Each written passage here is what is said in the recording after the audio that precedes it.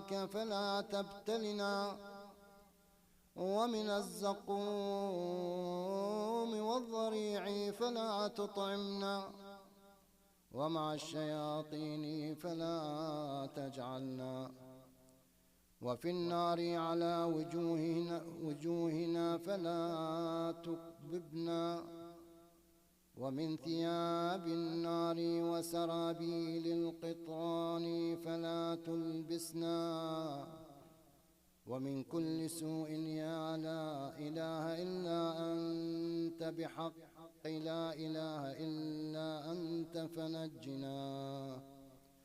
وصلى الله على نبينا محمد وعلى آله الطيبين الطاهرين.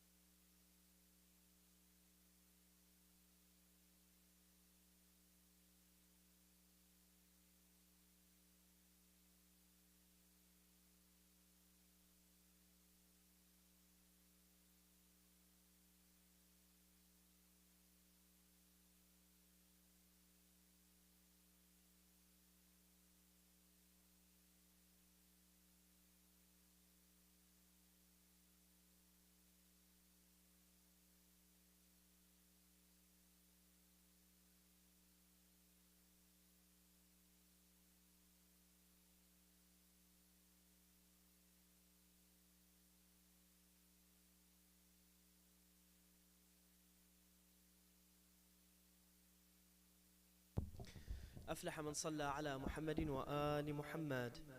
اللهم صل على محمد وآل محمد. اللهم صل على محمد وآل محمد. Assalamu alaikum, brothers and sisters, wa rahmatullahi wa barakatuh. Today I'm going to speak about a very important issue. It is also a sensitive issue, which is learning about Islam. Now, many may say that if they grew up as Muslims and they have Muslim parents, Muslim friends, they live in a Muslim community, they assume that they have the enough knowledge that would actually lead them to heavens and the sufficient amount of knowledge. But as the Prophet of God, Muhammad, peace be upon him, and his progeny has said, that we should always be in a case of learning. So it is never too late to learn, and also there is no threshold on which if you reach, then you would consider yourself sufficiently knowledgeable. So this poses another most important question, which is, how do we learn more about Islam? What are the channels, and how could we learn from the direct and correct sources? So before I answer this question, we need to acknowledge that there are two groups. The first group is a group of recent Muslims that also includes the children, because children are also recent into Islam.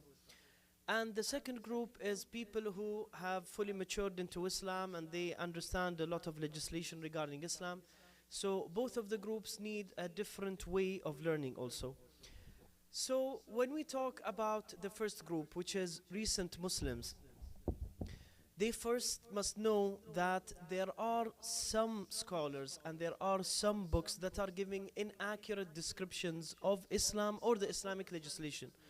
So the first step is actually knowing the correct sources, and that could be done in various ways. But one of the most easiest and best ways that could be done is reaching out to a scholar. A scholar has many jobs to do, and one of the most prominent is leading people to the correct sources in which they could learn Islam without any problem. Sometimes if one would instill a certain ideology into his mind, it would be very difficult to overthrow it. So basically, instead of doing that, the best thing is to actually not take the knowledge except from sources that are acknowledged by a proper scholar that would be able to lead you directly to the path without taking you right and left.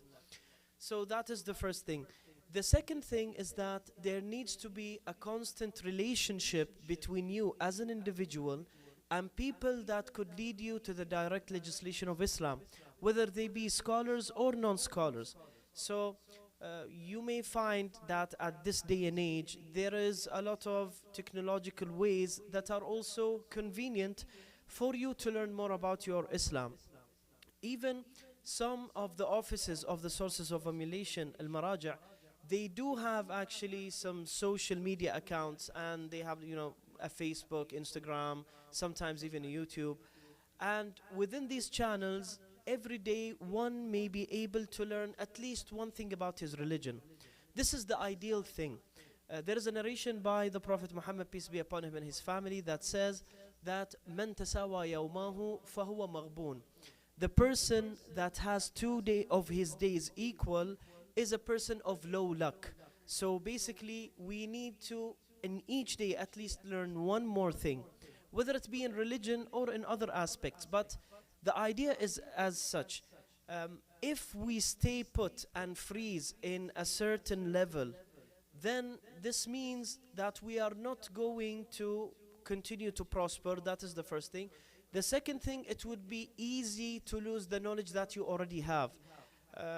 Zakatul ilm ta'limu, that is also another narration, which means that the zakat of knowledge is teaching it to others. So if you learn something new, the most ideal thing to do is also to teach it to those that are around you. Yes, let's say that, for instance, one may say that he is not a scholar. Okay, you're not a scholar, but you know more in Islam than some of the people that are around you. For instance, if you have a child, of course you should know more knowledge regarding Islam than your child. So you giving him this information will make him more knowledgeable and also help you to keep that knowledge in your mind. It is also a psychological thing.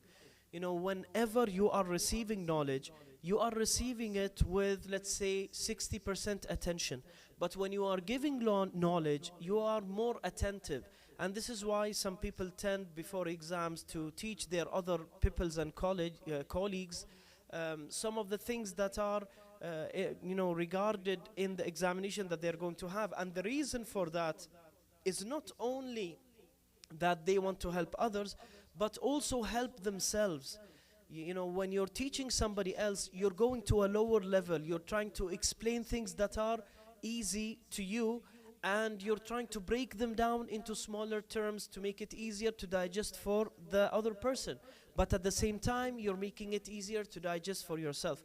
So basically, in order to get in line with the narration of the Prophet, which means that we need to learn a new thing every day, even if it be a small thing, we must be in constant development, then we could do that. We could just follow the social media accounts of the sources of emulation or some scholars that are dependable and accurate and give us the correct knowledge. So that will help us a lot in our trip towards God. A third thing is we should never estimate the power of books. In the past, let's say 20, 30 years, using books and reading them and benefiting from their information was very prominent in all of the societies. But suddenly now we find that we look down at books. Why? Because there is a new form of knowledge that we could acquire via video, via sound, via direct lectures, etc. They are more readily available, so we don't feel the need to read. But there is a great importance in reading, and it actually gives another feel of knowledge.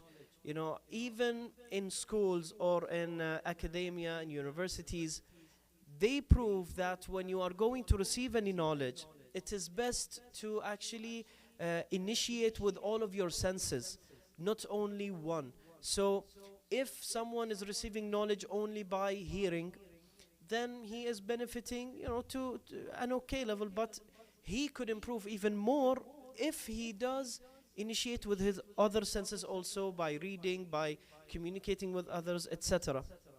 So basically, reading is also not important just only to improve the way that we receive knowledge, but also it could give us more compact knowledge. Imagine if you're watching a video or a lecture, etc. You would spend a lot of time just to grasp a few pieces of information. But usually when information is written, it is very compact. So it is easier to handle, quicker to tackle, and you can learn even more by doing that. I remember that, at one time when I was approximately 14 years old, I felt the need to learn more about religion. So I had a hard time in knowing the direct sources in which I could learn, the legislation of Islam. But there are actually some books that are geared towards people that are young or that are recent to Islam. One good example is one book that has been written by Dr. Abdul Hadi. He's an Iraqi. So he has written this book per the emulation of Ayatollah Sistani. So this book actually does not contain only directly giving the legislation regarding, for example, prayer, fasting, purification, etc., ablution. It actually puts it in a way and form of question and answer between a father and his son. It is like a dialogue. And that leads us to another thing, which is having dialogue regarding Islam is very important. The more you love a thing, the more that you will mention it on your tongue. So we should, per our love to Islam, talk about Islam a lot in all of our gatherings, whether it be friends, whether it be with our family, spouses, etc. And it will be like a mutual beneficial thing for all parties that are participating in it. The reason why is that there is a difference between being a Muslim and living the soul of Islam, and living in a community that actually praises Islam a lot. So there are many narrations, for instance, by Al-Imam Al-Sadiq, Ahyu Amrana, Rahimallahu man Ahya Amrana, that mention what regards us and our religion. May God have mercy upon those that do that. Because at the end of the day, the more that Islam passes through your soul, the more that you will reap the fruits of it. So there is a quite good example. For instance, in Ramadan, we see that most people abide by the rulings of God and they prevent themselves from going into sinning, etc. One of the most prominent reasons for that is they are always in the places of lectures and seminars and places and mosques and matams and places that link them very hardly and closely to Islam. So they feel this closeness. The more distant you are, then the more likely that you are going to forget a thing or two regarding your Islam. That is from one perspective. From another perspective, talking about Islam will invoke people to actually interact with it. There is a difference between reading and maybe listening to a lecture and having a mutual discussion. It is like, for instance, a workshop. It doesn't need to be official, but it could help a lot. Also, there is something that is very important regarding the way to learn about Islam. We need to learn first that there are different segments and parts of Islam. There is Islamic history, which is very, very, very important and has different books, different sources, different scholars, etc. Like there are some scholars that are specialized just in this. There is another part which is fatwa or Islamic jurisdiction. That is the most important thing because it rules the practical way that you lead your life and how you interact with the worship that you have and God has bestowed upon you. So these books also, as I said, different scholars, different sources, and it is very important for a person to actually have a source of emulation, marja' al-taqlid, so that he could return to him and see the fatwa. There is a misconception that you could ask any Muslim and he will give you the fatwa and then that will be ample and sufficient because you assume that he is knowledgeable and he knows the he based his answer per something that is scientific. But what needs to be said is that no, when we take Islamic fatwa, we need to take it 100% from a dependable source. If there is any doubt in any fatwa that you receive, you have to research more until you get to the accurate fatwa. And I don't think that getting fatwa is so difficult. There are many channels for that. But anyways, also as a part of Islam, we have Islamic ethics. Islamic ethics is something that is very easy to grasp, and many people have written about it.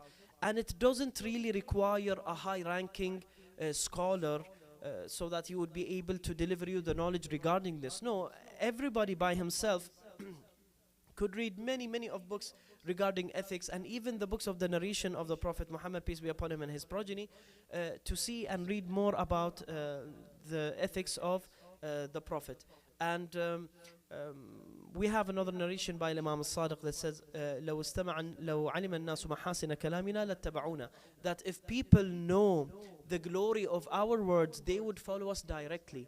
So the way to that is actually, and that does not talk about people that are not Muslims only, no, even about Muslims. Sometimes we feel that we know what is right and we know what is wrong, but we don't follow through with that. We don't feel like it. We just appreciate, for example, following our lusts and then doing whatever we want.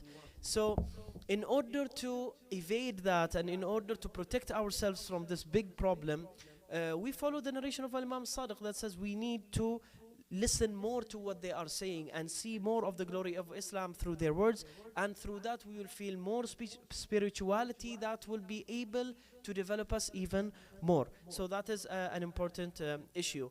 And also we have the narrations, general narrations of the Prophet and his progeny, several books, as you know, and many scholars have written regarding this subject, but it is always important to revise them, not only from the books of your section of Islam, but from all sections of Islam. As you know that there are many sections, and each section has a list of narrations that they accept and they revere, and they may not necessarily be revered or accepted by other sections. So when you go and read through, you will get a well-rounded knowledge, and actually reading more will give you even more question points, and questions lead to answers, answers lead to knowledge, knowledge leads to a better Muslim.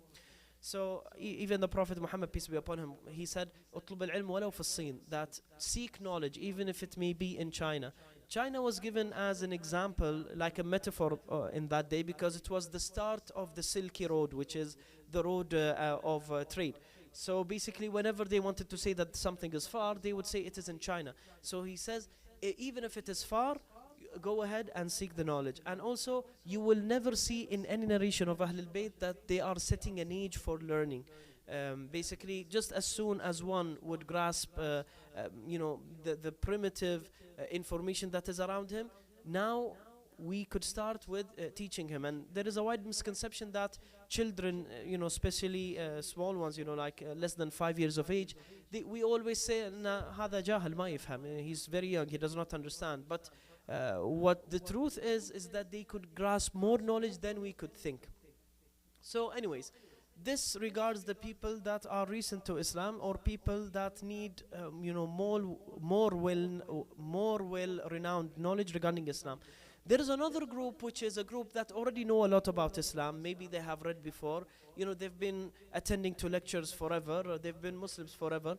So is there any difference between their way in gaining knowledge and the other way? Essentially, in the main points, no.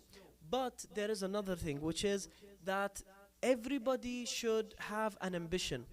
If you have a knowledge to the level that if you listen to a lecture, you feel that, oh, I listened to this before, I know this already, then you must seek knowledge of a higher level. And usually the knowledge of a higher level, it may be, for example, if you're listening to a certain scholar, it may be within another scholar, and it may be not even within scholars, but within some books. So one person, for instance, let's say that he has modest knowledge, that person has to have a more developed knowledge before going deep into Islam. But whenever one person actually knows a lot about Islam, then he is highly encouraged to seek more knowledge, until he gets to a level that he feels that it's too difficult to him, then he could have the aid of someone that is a specialist in that area. And even now, even the higher levels of knowledge that are delivered through some books, they are very readily available even on the internet. If you search it as a PDF, you could go ahead in that, and then you would see that there is knowledge to suffice any thirst of knowledge from any person at any given day.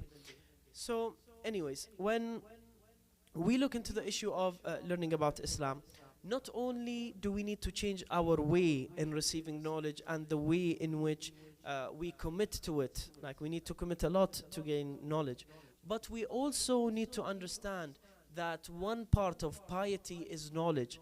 And inna akramakum indallah atqakum, as in the Quran, which means that the best of you and the best among you is those with the highest piety, and knowledge is a part of piety. So the more knowledge that you have per the narrations also, the higher stake you would have in the thereafter.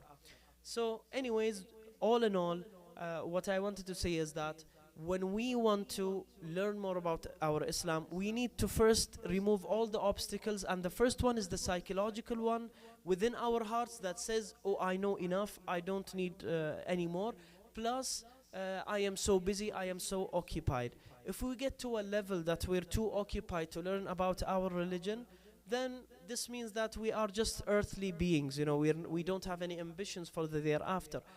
The other way around should be true, which is that we care a lot about the thereafter, and we care a lot about our knowledge and receiving the correct knowledge, and also giving it to those that are around us.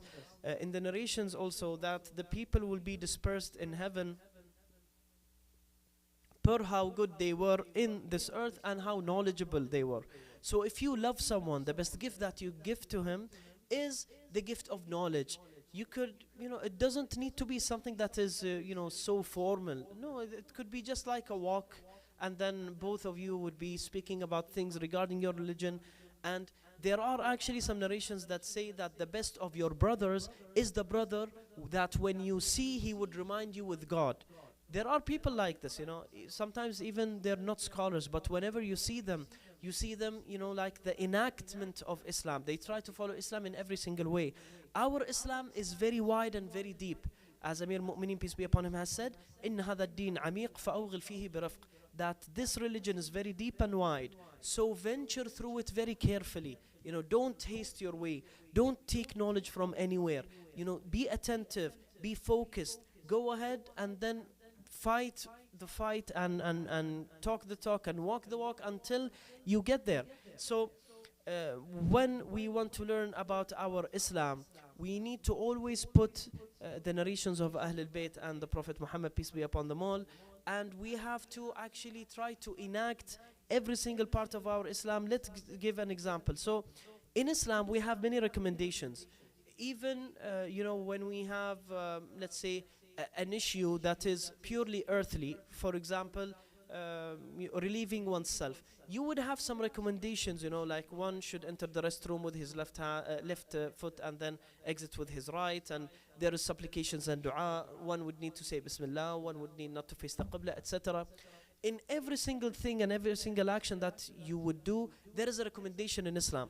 So why aren't we doing that? If we did that, you would see that we would be very close in imitation to what the Prophet Muhammad, peace be upon him, and his family was doing at his lifetime. Anyways, الآن نتغير إلى اللغة العربية ولمدة لا تقل على الأقل عن 5 دقائق نتكلم فيها أيضا بخصوص هذا الموضوع.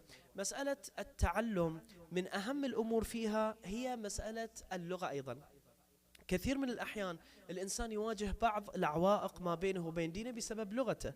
يعني المعروف بأنه في تركيا مثلا، وهذا أنا بعد قلته في محاضرة قريبا جدا، يعني يمكن قبل أسبوعين في البحرين، هو أنه أتاتورك أول ما أتى إلى تركيا وأراد أن يغير النظام من إسلامي إلى نظام ليبرالي، أول شيء عمله هو تحريم وتجريم الكلام باللغة العربية.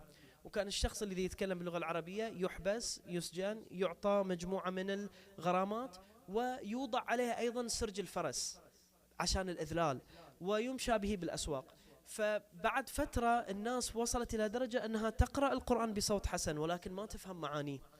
والناس في الحقيقة إذا ابتعدوا عن اللغة فهذا معناه أن ابتعاد عن الدين، لأن القرآن كله بالعربي، الروايات كلها بالعربي، أغلب الكتب الفقهية والتاريخية كلها باللغة العربية، والترجمة بعض الأحيان تكون جدا ضعيفة.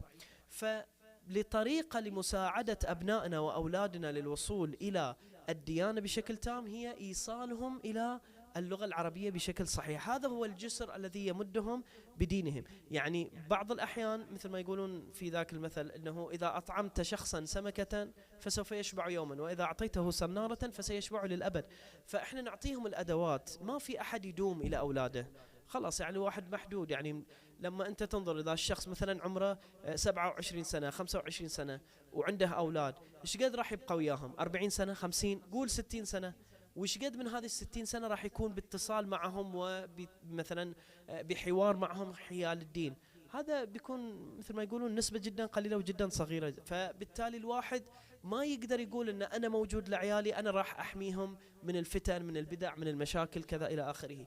الواحد لابد أن يجعل أبناء محصنين بأنفسهم على أساس أنهم خلاص كل واحد يستطيع بنفسه أن يصل إلى معين العلم ومعين المعرفة ويكون مرتاحا بهذه الطريقة. Anyways, now we return to just 3 questions and answers regarding fasting and regarding what a person should do when he's fasting and what he should not do. There is a question which is that, is bloodletting something that would break my fast? For instance, if I have an appointment, a dental appointment for instance, and then I want to remove my tooth, of course there will be a lot of blood. If I have, for instance, any operation or something of the sort, do I need to delay it after I break my fast or not? The answer to that is that bloodletting does not invalidate your fasting, but it is highly unrecommended, makruh. Why? It will cause you to weaken, and maybe there will be some dangers regarding your fast, especially if you have like God forbid a disease when it gets to blood sugar or blood pressure, etc. So bloodletting in itself does not deem your fasting invalid, but rather it is highly unrecommended. So this gets us to another area, which is if someone needs full anesthesia so that he would go through an operation, will his fast be valid or invalid? It will be invalid, because one of the main rubrics of having your fast is that you should be sane at the whole time, and losing your not sanity but rather consciousness while you are under anesthesia will deem your fast invalid. Some people may say, okay, when we sleep we are also unconscious. Yes, but that is a natural state. It is not unnaturally provoked. So if there is, for example, something that shadows the brain, let's say, for instance, intoxication, anesthesia, blacking out, that all will deem your fast invalid. But if that happens also, you are not allowed to go and consume food. There is a difference between invalidating the fast and then being able to eat freely. And this leads us to our third question, which is, if someone, God forbid, ate something or drank something, on purpose, he did not want to fast that day and he did that. So, is he allowed to continue to break his fast or no? No. For every time he will break his fast, again, he will get more sins. Some sources of elimination also they say that there is more kafara that is upon him. So more punishment that is going to be upon him. Anyways, may God, inshallah, guide us all towards his path and help us all in the fasting of this month and getting closer to our religion and learning more about it. وأفلح من صلى على محمد وآل محمد.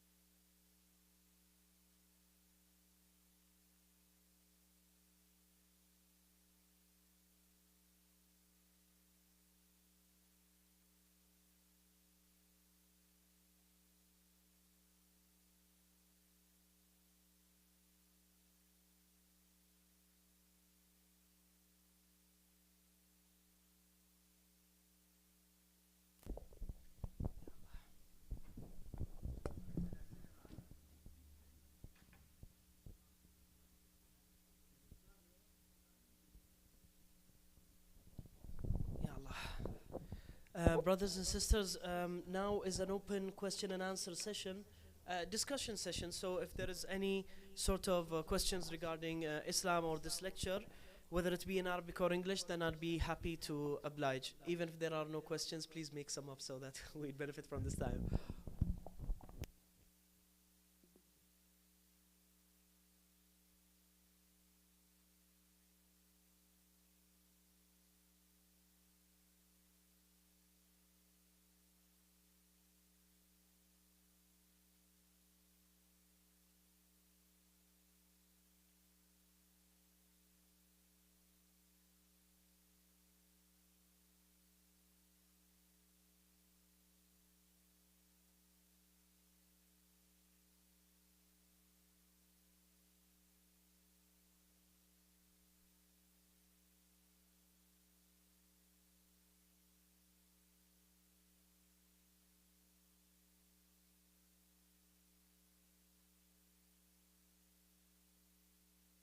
بكذا ما يحتاج ما يحتاج بكذا أيام الله خلق السماوات والأرض، فهو الأيام صارت ورا ما خلقت السماوات والأرض، فهذا الأسئلة يطرحونها الشباب مرات. رحم الله والديك. Allah mashkourin. These were actually very excellent questions that I'll repeat in English so that I would be able to answer them also, so that also in the ladies' side they would be able to listen to it. The first question was that God is able to do everything. As we know, in the Quran it says, "Inna Allah ala kulli shay'in qadir." God is all powerful, He is almighty, He is able to do everything by Himself. So why would He actually create the angels to like aid or help or etc.? So the answer to that, firstly, we always stick and abide by the Quranic verses that have said that God is able to do everything. So He's able to do that whether there are angels or not, and angels are His creation, He is more powerful than them.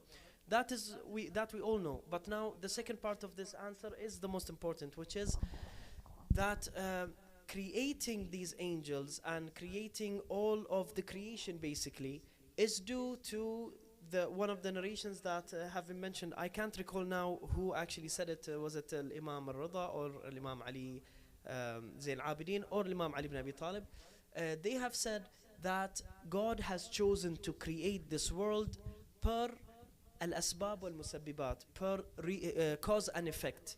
So in order for there to be cause and effect, there needs, because God is non-materialistic as we believe, and إنما أمره إذا أراد شيئا أن يقول كن فأن يقول له كن فيكون. That God, if He wills something, He will only say to it be, and it will be. So that actually, the non-materialistic being of God and the non-materialistic power of Him does not go well with عالم الأسباب والمسببات, the world of reason and cause and effect. So in order for this cause and effect cycle to go through, then all of the things that are related with this world and creating it and mending to its affair will be needed to be done by materialistic things. Of course, God does interfere, but for that reason, God would like to, keep the movement of action between His creation more than He would like to interfere Himself. That is one thing. A second thing is that there is a narration, I cannot recall it very well, but it says that every king has to have a kingdom. And also per the Quran it says وَمَا خَلَقْتُ الْجِنَّ وَالْإِنسَ إِلَّا لِيَعْبُدُونَ, that I have not created the jinn and ins except for them to worship me. So now one would see that in this verse and also in the narration that there needs to be a kingdom for God. So they are just a part of the kingdom. And just as if you go, for example, to a ministry and you want to go to a minister, you'll have to pass by several secretaries and people until you get at the end to the minister who controls everything. So the minister, not necessarily would he need all that amount of people, but it is a part of his greatness. So I hope this answers the first question. The second question was, can you remind me please?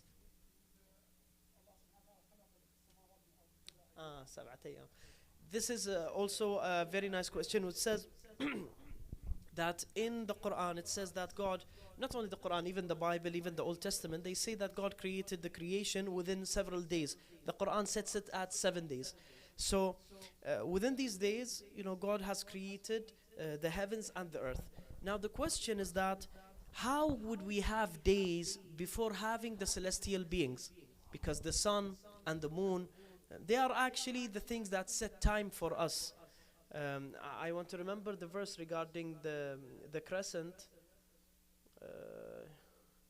يسألونك عن الأهلة قل هي مواقيت للناس. They ask you about the crescents, so tell them that they are calendars for the people.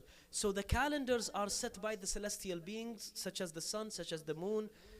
So how would we say that there are days before creation in which the creation was done? So the logical thing is to have the creation first and then have the days. So what are these days? So in another verse of the Quran it says وَإِنَّ يَوْمًا عِنْدَ رَبِّكَ كَ50,000 سَنَةٍ مِّمَّا تَعُدُّونَ. So that one day in your God's terms is as 50,000 of yours. That is mentioned also in the Quran. So here it states that there are two kinds of days, our days and his days. So our days are judged by the world that we live in, but his days are the days of God, as they have been called in the Quran. They are actually following another system, a full other system, and it is not disclosed fully. But what we know is that there is a clear difference between our days and their days. But thank you very much for these questions. I hope it snowballs other questions here and there.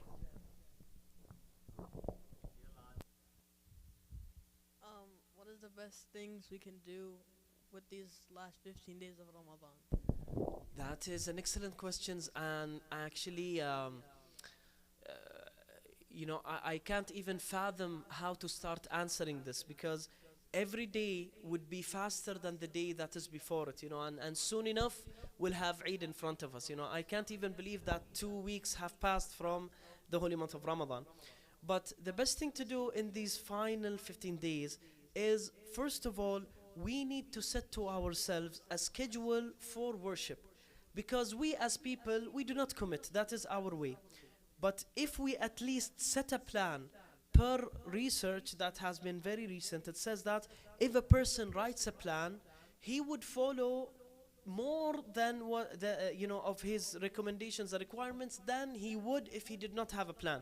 So merely just having a plan will help you a lot in your commitment. So for instance, having a plan of reading 7 pages of the Quran at the noon and 7 pages before iftar, for instance, so that you will be able to finish as much as you can from Quran. Also, one of the most important things is getting ready for the nights of destiny, Layali al-Qadr, because Laylat al-Qadr khayru min alfi shahr. One night of Laylat al-Qadr is better than 1,000 months, which is approximately 80 years. So even if one in the first 2 weeks of Ramadan did not do well, he could in one night just overcome all the downcomings that he had, not only in this month but in his whole life. Are you 80 years old? No. And inshallah you will be, but not very soon, very far away. But still, imagine that praying for that night only will be considered as worship for 80 nights. So preparing for Layal al-Qadr, that also is something is very important. And the third thing is something that I actually mentioned on the pulpit, which is we need to set to ourselves some standards regarding learning more from religion. We could set, like, for example, just I will listen to one lecture by myself alone through YouTube regarding religion each week. Or for example, I will have some certain questions and answers that I will read from the website of my source of emulation, or any other way that you'll be able to learn. I will read, for example, one narration a day, random narration. I will follow some social media accounts that talk about narrations, that talk about God, etc. These are all things that could help. But really, I can't put my hand on something that would be specific just only for the last 15 days, except for the night of destiny. تفضلوا غادي.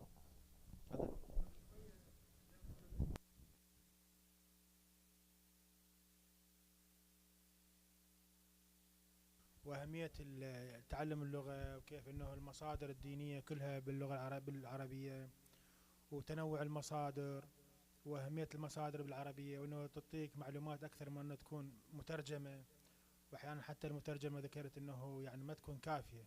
أتمنى هم يسمعونا أنه باللغة الإنجليزية حتى يفهمون ويدركون هاي الحالة. Thank you very much for your question. So, my brother here has said that I have mentioned in the Arabic part of the lecture that there is a high importance of learning Arabic, and so he wished for that to be translated also into English so that it will be clear.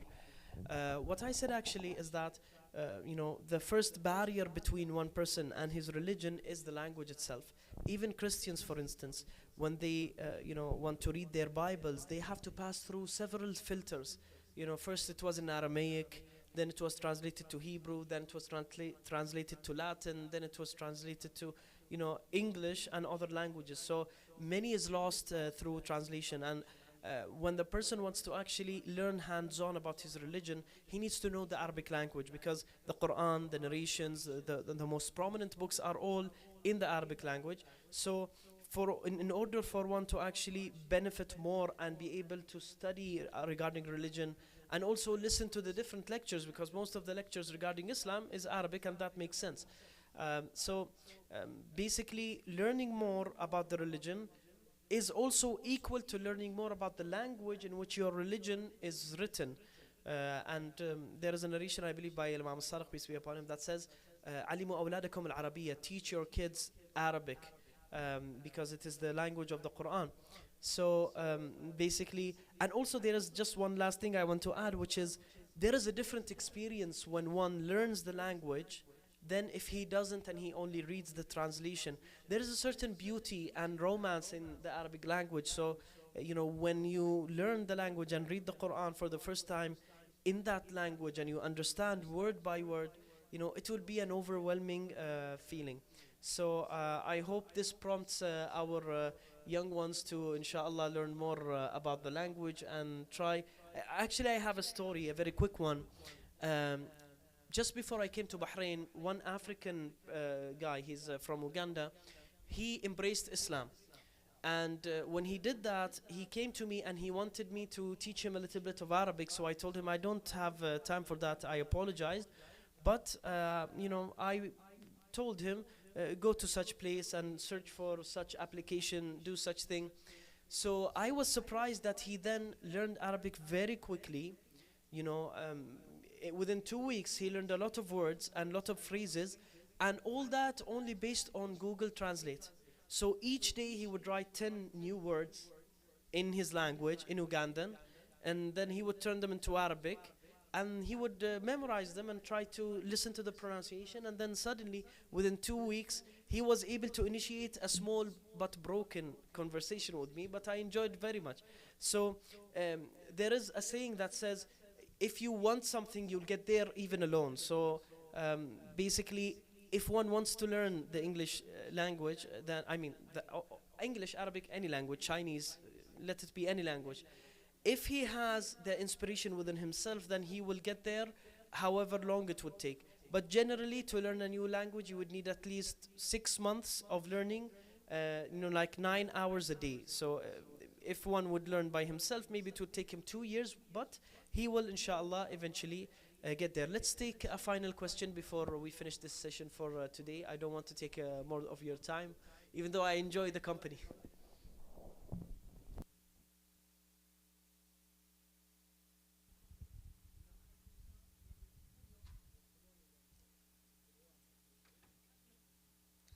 السلام عليكم مولانا.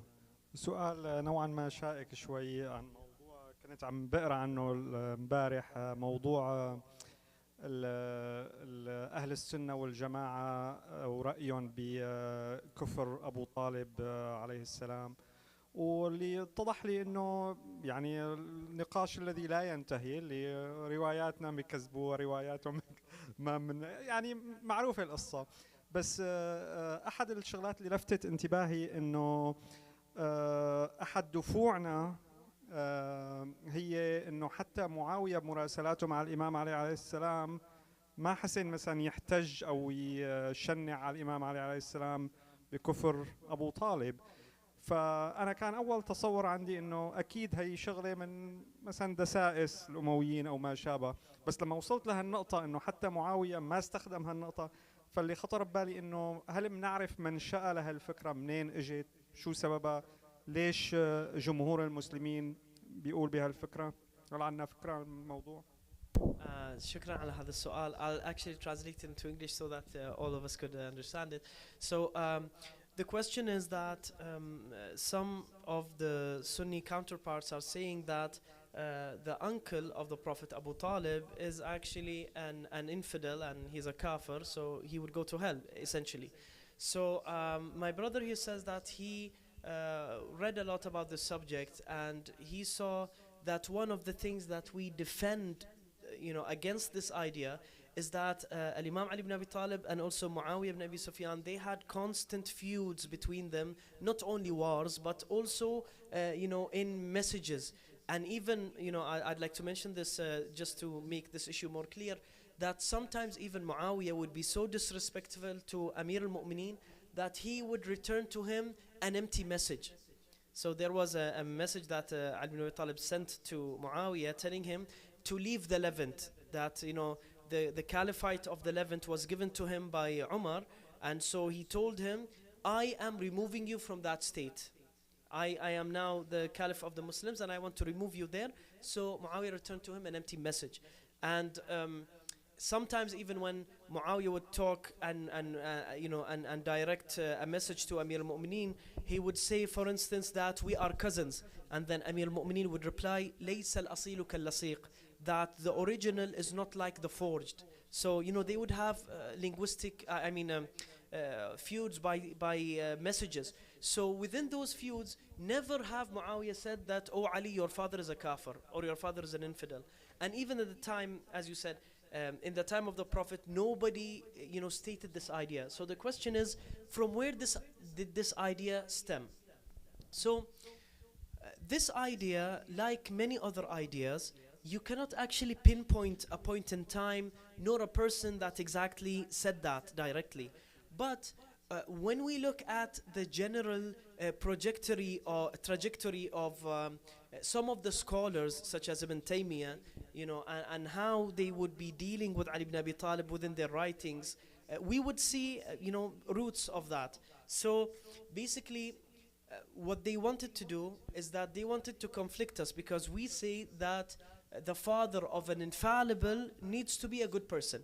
So we believe that the Prophet of God and also Ali ibn Abi Talib and also Ahl al-Bayt, all of them, that their lineage, they don't have even a single bad person there.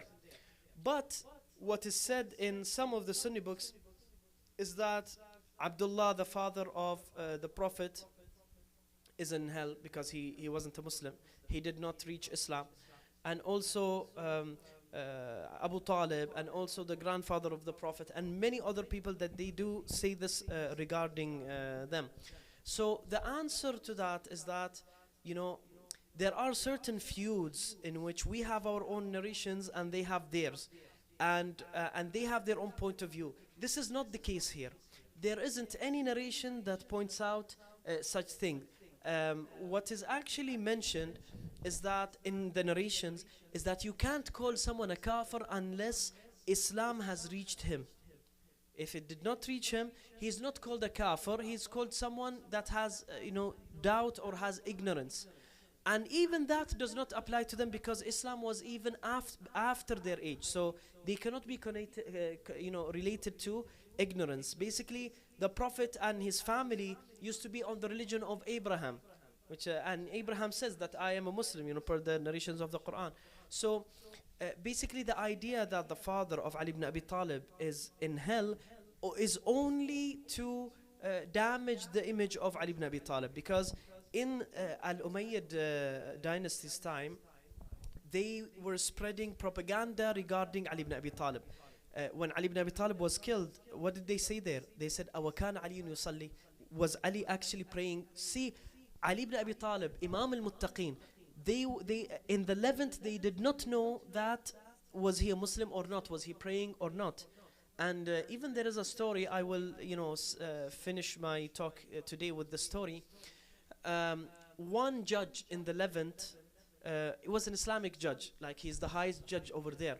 And one person came to him and told him, "Oh judge, my son does not read the Quran."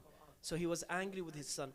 So when that happened, he went actually and told him, "Bring your son." So his son came. So the judge said, "Your father says you don't read the Quran." So the son said, "No, I read the Quran." The father said, "We don't have a Quran at house." See, this points to a problem. How, as a Muslim, don't you have a Quran in the house? That is the first thing. And then he said, "No, I jump over to the roof of our neighbors and I take the Quran and I read." There is another problem here, which is that, "Oh, I go and do a good thing by stealing." And the judge did not oppose to that at all. That is the third bad thing. And now the greatest thing to come. And then the judge says, "Oh, recite to us the Quran." So what did the boy said? He said, "عشق القلب الربابة فلقد طابت وطابة إن دين الله حق ليس في ذاك ارتيابة." That my heart has loved the instruments of strings, and my heart is growing old, and so is this instrument. The religion of God is one, and there is no doubt in that. And so what did the judge do? Allahumma salli ala Muhammad. So basically the judge says, "See, your son is reading Quran. How are you saying that he does not read Quran? He is reciting Quran." So the judge of Muslims at that time did not know that. And I promised that this would be the last story. I will finish with the last story. I'm sorry, guys. So Muawiyah, when he went to attack, in the Nahrawan, to attack Amir al-Mu'mineen, there was a Kufid guy from Iraq, and there was a Syrian guy from Damascus. So they both fought upon a camel. And so they came to him, and one person was saying, "Hada jamali." The other person was saying, "Hadihi naqati." So one is saying that it is a he camel, and one is saying that it's a she camel. So then Muawiyah laughed and said, "Oh Ali, I am fighting you with people that do not differentiate between a he camel and a she camel. All you need to do is look under the hood, and that's it." But still, this amount of knowledge was not available. So basically, in the Umayyad dynasty, and from there the roots started. But really, when it got to the time of Ibn Taymiyyah and other scholars of that level, these ideas got more prominent. وأفلح من صلى على محمد وآل محمد.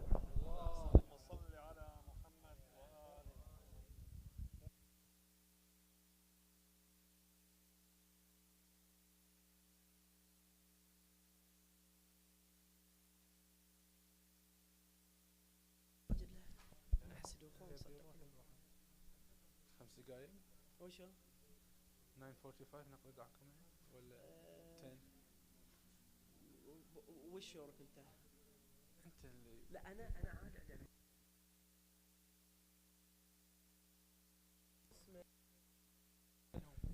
لا اذا سالهم ينزلون فانا ابغاهم ما ينزلون ابغى يعني اللي يبغى يطلع واللي يبغى يقعد يعني ايوه احنا نقول وقت واللي يبي يطلع واللي يبي يجلس زين خلاص الساعه كم خلينا نبدا الحين خلاص نبدا بس ان شاء الله we will start دعاء كميل within 5 minutes بس يبغى لنا تصفيه الاضواء شويه ان شاء الله